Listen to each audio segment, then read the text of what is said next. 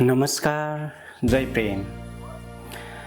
आदरणीय आमा बाबा, युवा मित्रहरू, हजुरहरू माझमा हेभेनली निर्वाणा पाथ नेपालको तर्फबाट आज म एउटा जानकारी लिएर आएको छु।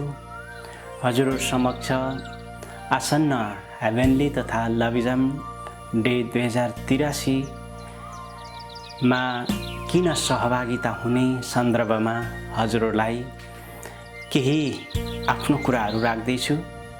तसर्थ मेरो यो कुराहरूलाई सुनेर हजुरहरूले पनि साथ दिनुहुनेछ भन्ने आशा राख्दछु। सन् 2011 मे 20 तारिकको दिन परम पूज्य परम गुरु हजुर स्वामी बाल तपस्वी सद्गुरु ओमनन्द गुरु हजुरले विश्वको सर्वोच्च शिखर सगरमाथामा 32 घण्टा 27 मिनेट बिताउनु भएको र विश्व मानव तथा पशुपन्छी कल्याणार्थको लागि 27 घण्टा तपस्यामा लीन भएको दिन थियो। उक्त अद्भुत ऐतिहासिक र आध्यात्मिक क्षणको स्मरणमा हेभेनली निर्वाणा पाथ नेपालद्वारा यस वर्ष पनि हेभेनली तथा लभिजम डे 2083 कार्यक्रम भव्यताका साथ कमल गाउँपालिका वडा नम्बर 5 प्रेमवादी सामुदायिक भवनमा सुसम्पन्न गर्न लागिरहेको म जानकारी गर्छु। उक्त कार्यक्रम हेभेनली निर्वाणा पाथ नेपालले वार्षिक रूपमा सम्पन्न गर्दै आइरहेको छ। यस कार्यक्रम मिति 2083 जेठ 6 र 7 गते अत्यन्तै भव्यताका साथ सम्पन्न गर्न लागिरहेका छौँ। यस कार्यक्रममा विशेष गरेर पहिलो दिन हेभेनली डे 27 घण्टा तपस्यामा लीन भएको दिनलाई सम्झेर हामीले जेठ 5 गते बेलुका नै जति बेला परम गुरु हजुर सगरमाथा आरोहण गर्दै हुनुहुन्थ्यो त्यो दिनलाई सम्झेर हामीले जेठ 5 गते 5 बजे नै हामीले अखण्ड दीप प्रज्वलन गर्नेछौँ। उक्त दिन हाम्रो हरेक घरमा हरेक सेमिचोङहरूमा अखण्ड दीप 3 दिनसम्म निरन्तर हामीले प्रज्वलन गर्नेछौँ र भोलि 6 गते हामी झापामा बिहान 8 बजेदेखि 12 बजेसम्म मौन साधना, आत्मशुद्धि, निशी वाचन, विश्व शान्ति पूजा आराधना अनि सर्वधर्मका गुरुहरूलाई निमन्त्रणा गरेर सर्वधर्म मन्त्र उच्चारण पनि गर्नेछौँ र सो दिन हामी आत्मशुद्धि गर्दै अखण्ड दीप सँगसँगै बसेको व्रत पनि हामी फुकाउनेछौँ। हामी निराधार व्रत पनि बस्न सक्नेछौँ। हामीले अखण्ड दीप 5 गतेबाटै बालिरहँदा नै हामी व्रत बस्नेले व्रत बस्नेछौँ र व्रत बसेर आफ्नो आत्मशुद्धि पनि गर्नेछौँ। तसर्थ प्रिय आमा बुवा दाजुभाइ दिदीबहिनीहरू, हेभेनली डे को दिन हामी एकदमै आध्यात्मिक साधना गरौँ। यो दिन हामी धेरै नबोलौँ, हामी ध्यान मग्न भएर तपस्यामा लीन हौँ। शान्त मन गर्नका लागि निशी वाचनहरू गरौँ। निशुइले एउटा आध्यात्मको ढोका उघारिदिन्छ। शून्यताको गहिराइमा पुर्याइदिन्छ। तसर्थ हामी सबैजना सो दिन हामी निसी धुनसँगै तपस्यामा रहनेछौँ। धेरै बोल्दैनौँ, म किन जन्मे, म के को लागि जन्मे, म कहाँ जानेछु, यावत कुरालाई आत्मिक रूपमा हामी लीन हुनेछौँ। हेभेनली डेलाई यसरी नै हामी भव्यताका साथ जेठ 6 गते सुसम्पन्न गर्नेछौँ। हरेक सेमिचोङहरूमा, हरेक घर घरमा यसरी नै हामी दीप प्रज्वलन गरेर बस्नेछौँ, रहनेछौँ। आत्मालाई बुझ्ने प्रयास गर्नेछौँ। पशु प्राणीहरूको विषयमा पनि हामी सोच्नेछौँ। यो धरती जगतको विषयमा पनि हामी सोच्नेछौँ।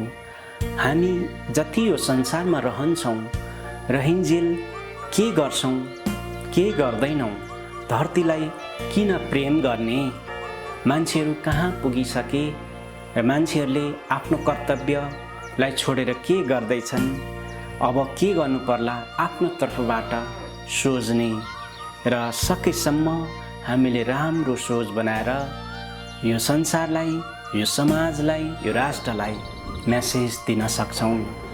तसर्थ हेभेनली डे यही 2083 जेठ 6 गते यसरी हामी मनाउनेछौँ। अब म हजुरहरूलाई लभिजम डेको सन्दर्भमा केही कुराहरू राख्नेछु। लभिजम डे भोलिपल्ट 7 गते यानि कि जेठ 7 गते हेभेनली निर्वाणा पाथ नेपालले यस वर्ष पनि झापा जिल्ला प्रेमवादी सामुदायिक भवनमा अत्यन्तै भव्यताका साथ सुसम्पन्न गर्न लागिरहेको पनि म जानकारी गर्छु। उक्त दिन अत्यन्तै खुसी हुने दिन हो जब हामी एउटा आत्मालाई चिन्यौँ, आध्यात्ममा लीन भयौँ हेभेनली डेको दिन। अनि भोलिपल्ट गुरु हजुर सगरमाथाको चुचुरोबाट बेस क्याम्पसम्म झर्नु भएको दिन थियो, जहाँ उहाँ चुचुरोबाट 6 घन्टामै बेस क्याम्पमा आइपुग्नु भएको एउटा रेकर्ड पनि छ। सो दिनलाई सम्झेर खुसीको दिन, हामी खुसी हुने दिन नै लभिजम डे हो, प्रेमवाद जन्मेको दिन हो भनेर हामीले सम्झेका छौँ, हामीले स्मरण गरेका छौँ। र हामीले झापामा यो वर्ष अत्यन्तै भव्यताका साथ कार्यक्रम गर्दैछौँ। हामी औपचारिक कार्यक्रम बिहान 11 बजेदेखि सुरु हुनेछ। हजुरहरू 10 बजे नै झापा आइपुग्नु पर्नेछ। उक्त दिन प्रमुख अतिथि झापा क्षेत्र नम्बर 5 कोशी प्रदेशका सांसद ज्यूलाई हामीले आमन्त्रण गरेका छौँ। स्थानीय स्तरका गाउँपालिका अध्यक्ष, वडा अध्यक्ष, जननिर्वाचित जो जति पनि पदाधिकारीहरू हुनुहुन्छ उहाँहरूलाई आमन्त्रण गरेका छौँ र औपचारिक रूपमा कार्यक्रम सुरु हुने म जानकारी गर्छु। यो दिन अत्यन्तै खुसी हुने दिन भएकोले विशेष गरेर सबैजना आउनुहुनेछ, घर प्रत्येकबाट आउनुहुनेछ। विशेष गरेर झापा, मोरङ, सुनसरी, उदयपुर, इलामबाट म्याक्सिमम आउनुहुनेछ। सकेसम्म हामी सबै प्रेमवादी घर परिवार यात्रीहरू सबै घरको सबै सदस्यहरू पनि आउनु सक्नुहुनेछ। अरू महानुभावहरूलाई पनि बोलाएर ल्याउनु हुनेछ, किनभने यो दिन खुसीको दिन हो। प्रेमवादको सन्दर्भमा यहाँ केही कुराहरू, वक्तव्यहरू जारी गरिनेछ अनि शुभकामना आदान प्रदान गरिनेछ। वृद्ध आमा बाबाहरूलाई सम्मान गरिनेछ। यस वर्ष झापाका 80 वर्षभन्दा माथिका हाम्रा प्रेमवादका बुवा आमाहरूलाई दोसल्ला ओढाई हामी सम्मान गर्ने कार्यक्रम पनि रहेको छ। सोही दिन हामीले लभिजम डेमा हामी बहुभाषी, बहुसांस्कृतिक भएका यो देश नेपालका सम्पूर्ण जात जातिहरूको कल्चरल डान्सहरू पनि प्रदर्शन गर्नेछौँ। जातीय डान्सहरू, जातीय वेशभूषामा सजिएर झाँकीहरू, नृत्यहरू प्रस्तुत गरिने, यानि कि हामी खुसी हुने। यसको उद्देश्य हो सबै जात जातिहरूको संस्कार संस्कृति बाँचोस्, सही संस्कार संस्कृतिहरू गर्न सकौँ। हाम्रो पुर्खाहरूले हामीलाई के सिकाएका थिए सबै कुराहरू संरक्षण गरौँ भन्ने सन्देश छ।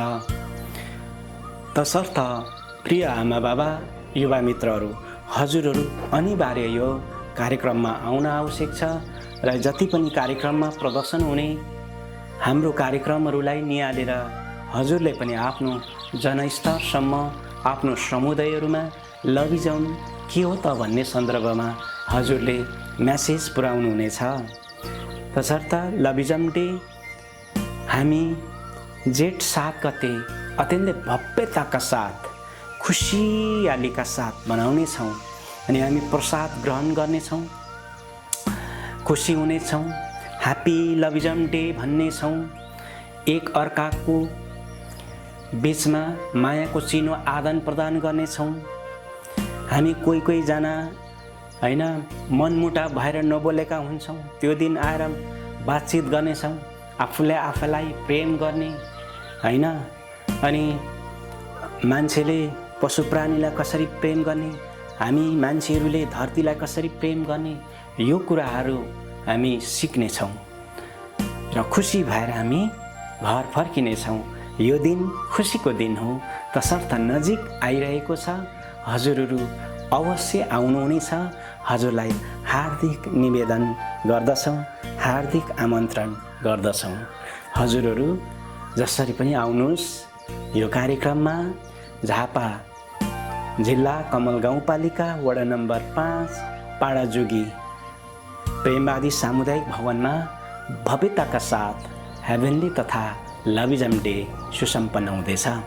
अन्तमा हजुरहरूलाई हेभेनली तथा लभिजम डेमा सर्वधर्म पूजा आराधना स्वयंजीवहरूबाट 107 जना स्वयंजीवहरूबाट निसी वाचन हुनेछ।